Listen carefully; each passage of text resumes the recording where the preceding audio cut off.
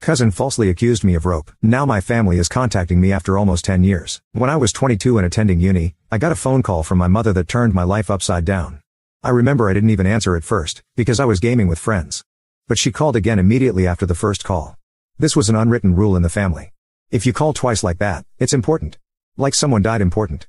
So when she called again, I excused myself and answered, only to hear chaos on the other end. Like people were arguing. But when my mom realized I had answered, it sounded like she went to another room and closed the door. I just asked what was going on and I heard her crying. She basically asked me if I had something to confess to regarding E. E is my cousin on my mom's side and is 7 years younger than me, 15 at the time. At that point I hadn't even seen E for several years. I just said no and asked what this is about. She just cried even harder and said I used to rope E back when we were children. That E had told everything to my sister, and that my sister told my mother and my aunt. E had told them that back when she was 9, and I 16, she'd been playing in my room when I came in and started doing things to her. My mother screamed at me to say something, but I couldn't even speak. It was all so absurd. I remember thinking that must be some bad joke. The last thing I remember saying was that it's not true and that E is lying. But then my mom goes on saying how E gave such a detailed description of where and how. Then she kept asking something like, "Did you do this? Did you do this?" And I just screamed back at her no. Each time. It all ended with my mom putting me on speaker and both my mom and dad saying that they don't want anything to do with me and never to contact them again. 2 of my sisters texted me later that day, pretty much saying that I'm disgusting and then blocked me. I know it's weird, but after that call I went to have a long shower. To this day I still don't know why I did that. After calming down, I started calling and texting everyone, even E. No one answered and the ones who hadn't blocked my number by then quickly did so. The only thing I heard back was from my father who texted me to stop contacting them and that they need to heal. That was 9 years ago and I haven't spoken to anyone in my family since that day. To say this messed me up is an understatement. I was living in a haze for weeks after that and hardly ate at all. It didn't help that this was right before I was supposed to defend my bachelor's thesis and was already stressed out. Luckily my co-writer sensed something was up and saved me by controlling the conversation so that I got the easy parts. Without him I would have failed. Needless to say, no one came to my graduation. Then started the worst period of my life. I spent the first year expecting the cops to knock on my door and arresting me for rope. I didn't land any jobs, just living off my saved money. I drank a lot and did substances. I also grew resentful and violent. The only reason I didn't hurt anyone is because no one was around.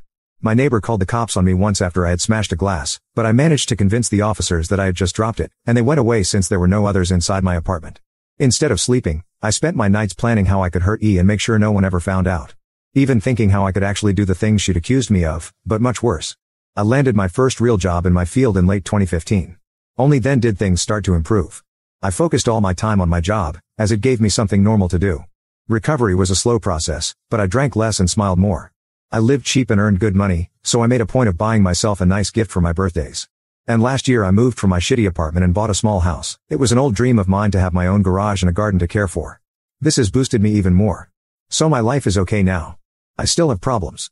I've been on antidepressants for the last few years and while they help, it's not in a happy way. They simply remove the dark thoughts and replace them with dead ones. My trust in other people is close to non-existent.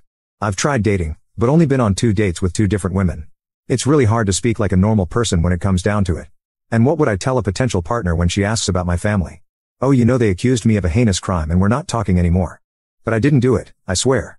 My field is very male-dominated, so the only woman I really speak to is my therapist, who I like a lot.